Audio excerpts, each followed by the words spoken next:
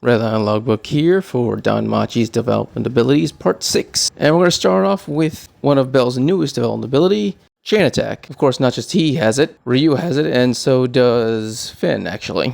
And what this development ability does is that it increases the power in each strike in a continuous attack. So if you get a double hit off of someone, the second hit is more powerful than the first, and the third hit will be more powerful than the second. Now, if you're ever interrupted, either you're blocked or pushed away, or if the enemy is able to hit you, then obviously the chain is broken, and your attacks go back to the original stats. But if you are able to get an unbroken chain, you can actually just keep stacking up the power of your attacks up and up and up and up and up without there being any upper limit.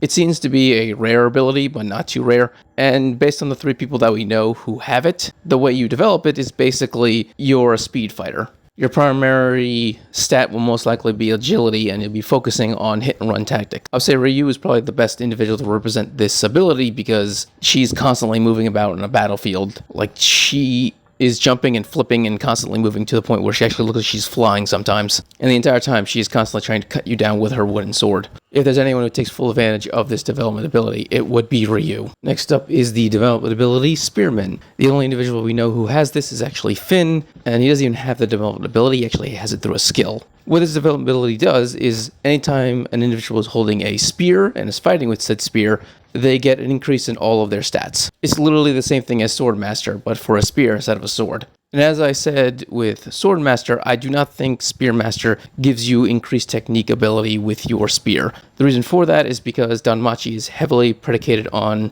characters building up experience themselves and being able to overcome their limits through technique. And if a development ability could just grant you fighting skills with a spear or with any weapon whatsoever, this would defeat the purpose of training and such. And that goes against the entire philosophy of Danmachi. So I'm going to say it just increases your stats when you are using a spear as a weapon. And how does one attain this ability?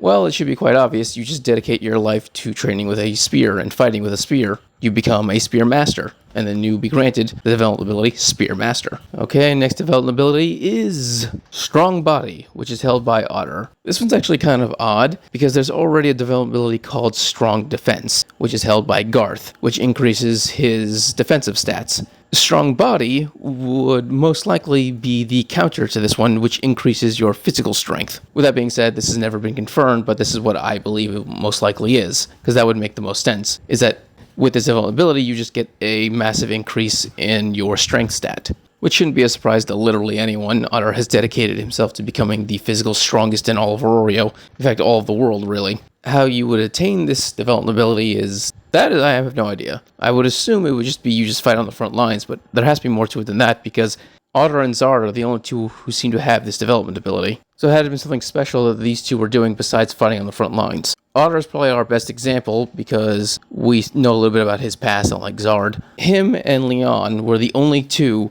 who never gave up on attacking the Zeus and Hera familias, no matter how many times they were beaten down. So it might have something to do with constantly having your body just destroyed and then rebuilt and then destroyed and rebuilt again, never giving up, trying to overcome a wall that can never be climbed. Next development ability is held by Artie of the Ganesha Familia, who is currently dead, and Heath of the Freya Familia. And this development ability is Healing. Now, obviously, Healing just increases the power of your healing magic, because both of these individuals do in fact have healing magic. Heath is the leader of the Freya Familia's Valkyries, but I think Artie is probably the one that represents this ability the best, because she was a commander within the Ganesha Familia, because all of her abilities were just perfect to be a commander. Every magic and every skill she had consistently just upped the stats of all of her allies that were within range of her, and also did debuffs to any of the enemies within range of her. As a result of this, just her being around could turn the tide of battle in an even fight between armies. So I don't think you just get the healing and developed ability just by healing people over and over again. I think you get it by mass healing groups of people over and over again,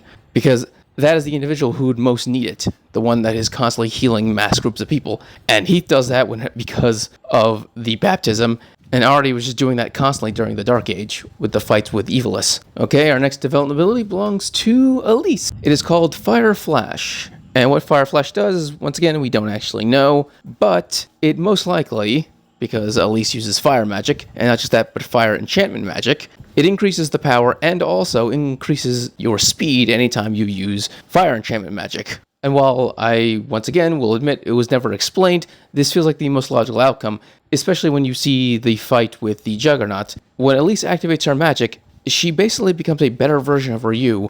She is just constantly moving about the battlefield in rapid succession, and she's actually able to match the speed of the Juggernaut, which is not an easy thing to do, especially since the Juggernaut at this time was spawned from the deep floors, which means it's actually faster than the one that Belle was fighting against. And so for a level 4 Elise to be able to keep up with its speed after activating her magic means that, one, her magic increased her speed because it's an enchantment, but also I believe she got a secondary boost in speed because of Fire Flash, her development ability.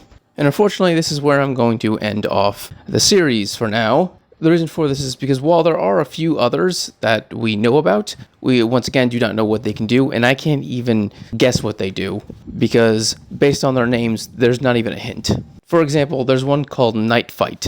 Now, maybe it makes more sense in the kanji, but I can't read kanji, so I couldn't possibly tell you what is the deeper meaning behind it. All I know is that it has the word night and the word fight in there, and that could literally mean anything. It can mean you get more powerful at night, or it also could mean you have night vision. I don't know, so I'm not even going to speculate about the rest of these development abilities. Hopefully, one day, Fuji or Mori will explain them all, but until then, the series has come to an end. I hope you enjoyed this video. Please subscribe, give a thumbs up so you enjoy more Danmachi and other many things. Thank you, and have a great day.